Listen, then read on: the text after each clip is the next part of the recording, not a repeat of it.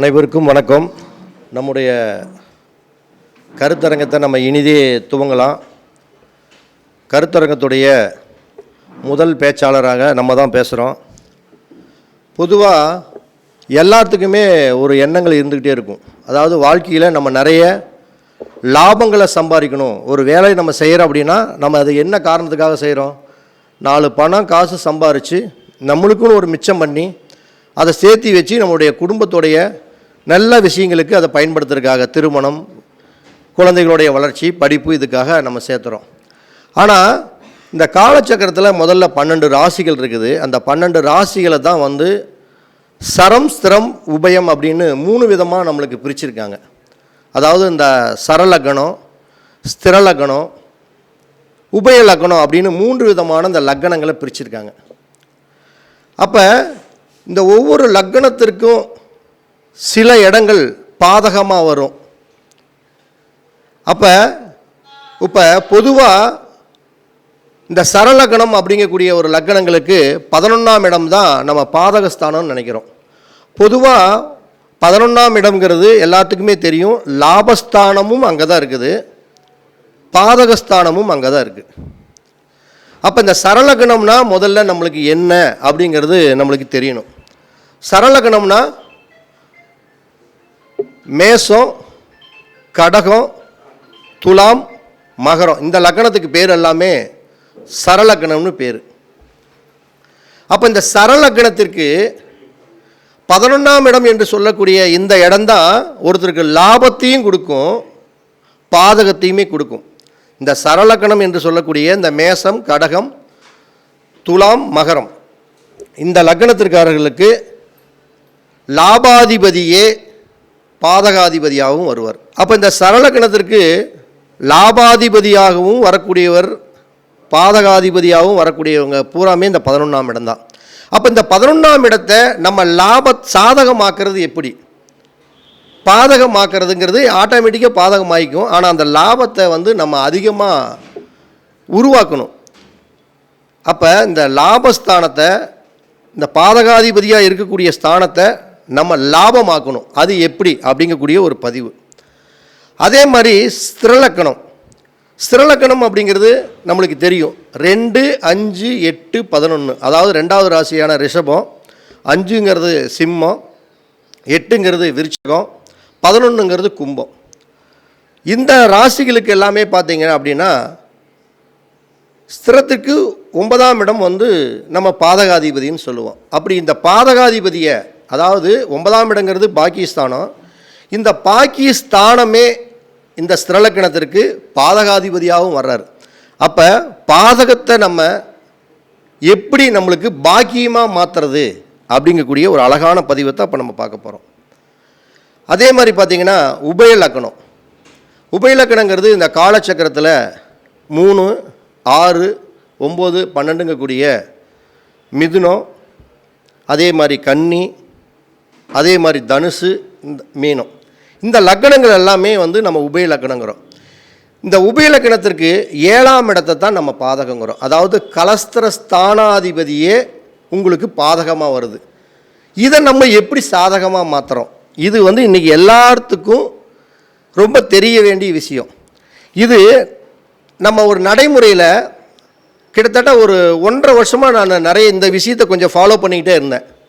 அது ஃபாலோ பண்ணி அதில் சக்ஸஸ் அப்படிங்கக்கூடிய ஒரு விஷயத்தை கரெக்டாக நம்ம வாடிக்கையாளர்கள் செலுத்தி அதில் உண்மை நிலவரம் என்னன்னு தெரிஞ்சதுக்கப்புறம் அந்த ஒரு அற்புதமான ஒரு நிகழ்வை, சரலக்கணத்திற்கு உங்களுடைய பாதகாதிபதியை நீங்கள் எப்படி லாபாதிபதியாக மாற்றலாம், அதே மாதிரி ஸ்திரலக்கணத்திற்கு பாதகாதிபதியை நீங்கள் எப்படி பாக்கியமாக மாற்றலாம், உபயலக்கணத்திற்கு கலஸ்திரஸ்தானாதிபதியை நீங்கள் எப்படி யோகமாக மாற்றலாம் அப்படிங்கக்கூடிய ஒரு அழகான அற்புதமான பதிவு.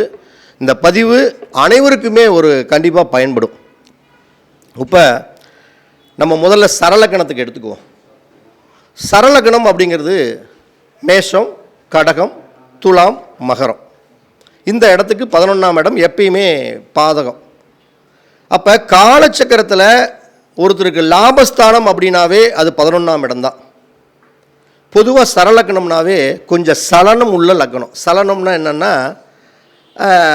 எல்லாத்தையும் கொஞ்சம் அதிக அளவுக்கு லைக் பண்ணுவாங்க. எல்லா விஷயமே, அது ஆடம்பரமாக இருக்கலாம், ஆசைகளாக இருக்கலாம், காமமாக இருக்கலாம், செல்வத்தை இருக்கலாம். இதில் எல்லாமே ஒரு சலனம் வரும். சலனம்னா கொஞ்சம் அது மேல் பற்று அதிகமாக உள்ளதுக்கு பேர் தான் சலனம். அப்போ முதல்ல இந்த லக்கணத்துக்காரங்க கொஞ்சம் சலனத்தன்மையை கொஞ்சம் கம்மி பண்ணிக்கணும். ஃபஸ்ட்டு கேட்டகரியிலே சலனம் கொஞ்சம் கம்மியாக இருந்துக்கணும். அப்போ இந்த லக்கணத்துக்காரங்க உங்களுக்கு இந்த பாதகாதிபதியை நீங்கள் லாபம் மாற்றணும். அதுக்கு நம்ம என்ன பண்ணலாம் அப்படின்னா, காலச்சக்கரத்துக்கு 11ஆம் இடம் அப்படிங்கிறது கும்பம். உங்களுக்கு எல்லாத்துக்குமே தெரியும் கும்பம். அப்போ கும்பம்னா தெரியும், நம்மளுக்கு எல்லாத்துக்குமே தெரியும். இந்த கும்பத்தை நம்ம அதிகம் எங்கே பார்ப்போம்? ஒரு கோயில் கும்பாபிஷேகம் நடக்கிறப்ப தான் பார்ப்போம். அப்போ மேசத்துக்கு, மேச லக்கணத்திற்கு 11ஆம் இடம்னா சனி நம்மளுக்கு பாதகாதிபதினு நினைக்கிறோம். அதே மாதிரி கடகத்துக்கு சுக்கிரன் நினைக்கிறோம். அதுக்கடுத்து துலாத்துக்கு சூரியனை நம்ம பாதகாதிபதி நினைக்கிறோம். கும்பத்துக்கு எதுங்கய்யா? கும்பத்துக்கு அதான் கும்பத்துக்கு இல்லை, மேசம், கடகம், துலாம், மகரம். மகரத்துக்கு செவ்வாங்க ஐயா. எதுங்க ஐயா? அதான் விரிச்சுக்கும், அந்த அதிபதி கேட்குற செவ்வா. அப்போ நம்ம இந்த 4 லக்கணத்துக்காரங்களுமே முதல்ல நீங்கள் உங்களுடைய பாதகத்தை நீங்கள் லாபமாக மாற்றணும்னா ஃபஸ்ட்டு கோயில் கும்பாபிஷேகங்களில் கலந்துக்கொள்ளணும். ஃபஸ்ட்டு கேட்டகரி அதுதான். அதுலேயும் இன்னும் கொஞ்சம் அட்வான்ஸாக போகணும். ஏன் போகணும் அப்படின்னா, இதை நம்ம வாடிக்கையாளர்களுக்கு நிறைய செலுத்தி அதில் நம்ம சில விஷயங்களில் வெற்றி நம்ம கண்ணுக்கு தெரிஞ்சிருக்குது. அது அவங்களே அவங்க வாய்ப்பட நிறைய பேர் பேசியிருக்காங்க. அப்போ மேச லக்கணம், மேச லக்கணத்திற்கு நீங்கள் உங்களுடைய பாதகாதிபதியை லாபமாக மாற்றணும் அப்படின்னோம்னா கோயில் கும்பாபிஷேகத்தில் முதலில் கலந்து கொள்ளணும். 1. 2வது, அதுலேயே அந்த வீட்டுக்கு உண்டான தெய்வம் யாரு? சனி பகவான். சனினா காவல் காக்கக்கூடிய தெய்வம். அப்போ உங்கள் ஊரில் கும்பாபிஷேகம் நடக்குதுங்கிறக்கோசரம் எல்லா கோயில்லையும் போனால் உங்களுக்கு லாபம் வராது. காவல் காக்கக்கூடிய தெய்வம் முனியப்ப சாமி, கருப்பு சாமி, இது மாதிரி காவல் தெய்வங்கள் இருக்குது பார்த்தீங்களா? அந்த காவல் தெய்வங்களுடைய கும்பாபிஷேகம் நடக்கும் பொழுது இந்த மேச லக்கணத்துக்காரங்க தவறாமல் போய் நின்று அந்த கோபுரத்தில், அந்த கலசத்தில் தண்ணி விழுகும் பொழுது அவங்க உட்கார்ந்து அந்த இடத்துல நின்னோம் அவங்களுக்கு எப்படி வாய்ப்பு கிடைக்குதோ அதை பார்த்து அந்த தீர்த்தத்தை அவங்க மேலே தொளிக்கும் பொழுது நிச்சயம் மேச லக்கணத்துக்காரர்களுக்கு காவல் தெய்வத்துடைய கும்பாபிஷேகத்தை பார்க்கும் பொழுது நிச்சயம் அவர்களுக்கு பாதகாதிபதி லாபமாக மாறுகிறார். இது அனுபவபூர்வமாக நான் பார்த்துருக்கிறேன். நீங்கள் லாபம் வரலையே எனக்கு இப்படி அப்படின்னு நினைக்கவே வேணாம். நீங்கள் உங்களுடைய அன்றாட தொழிலை ரொட்டீன் பண்ணிக்கிட்டு எங்கெங்கே காவல் தெய்வத்தோடைய கும்பாபிஷேகம் நடக்குதுன்னா நீங்கள் அட்டன் பண்ணிடுங்க. அட்டன் பண்ணி அந்த கோபுர கலசத்தில் தீர்த்த ஊத்துற ஒரு நிகழ்ச்சி பார்த்து அந்த தீர்த்த ஊத்த நேரு உட்கார்ந்து மனசார என்னுடைய பாதகமெல்லாம் எனக்கு சாதகமாகி எனக்கு ஒரு லாபமாக மாறணும்னு முறையாக வழிபட்டிங்கன்னா ஆண்டவன் சத்தியமாக அது உங்களுக்கு ஒரு லாபத்தை கொடுக்கும். இது அனுபவபூர்வமான கண்ட உண்மை. சரி, கடக லக்கணம் இருக்குல்ல, கடகத்திலிருந்து 11ஆம் இடம் எது? ரிஷபம். அப்போ சுக்கிரன். அப்போ சுக்கிரன்னாவே நம்மளுக்கு என்ன தெரியும்? பொதுவாக பெண் தெய்வம் அப்படின்னு சொல்கிறோம். அது பெண் தெய்வம் எந்த தெய்வம் எடுத்துக்கலாம்? மகாலட்சுமி எடுத்துக்கலாம், மாரியம்மன் கோயில் எடுத்துக்கலாம், காளியம்மன் கோயில் எடுத்துக்கலாம். பெண் தெய்வங்களுடைய கோயில் கும்பாபிஷேகம் பெண் தெய்வத்துக்காக எங்கே நடந்தாலும் சரி, அந்த கோயில் கும்பாபிஷேகத்தில் போய் இந்த கடக லக்கணத்துக்காரங்க கலந்துக்கிட்டு அந்த தீர்த்தம் விடும் பொழுது கரெக்டாக அந்த கோபுர கலசத்தை பார்த்து என்னுடைய பாதகம் எல்லாமே எனக்கு சாதகமாக லாபமாக மாறணும்னு மனசார வேண்டி அந்த தீர்த்தத்தை தன்னுடைய உடம்புல தெளிச்சிக்கும் பொழுது நிச்சயம் உங்களுக்கு பாதகம் மறைஞ்சு லாபமாக மாறும். இதுவும் உணர்வுபூர்வமாக அறிந்த விஷயம். இதை நீங்கள் தாராளமாக ஃபாலோ பண்ணலாம். அதே மாதிரி துலா லக்கணம். துலாத்துக்கு 11ஆம் இடம் எது? சிம்மம். அப்போ இந்த துலா லக்கணத்துக்காரங்க உங்களுடைய பாதகத்தை நீங்கள் சாதகமாக லாபமாக மாற்றணும்னா சூரியனாவே முதல்ல நம்மளுக்கு சிவன் கோயில்.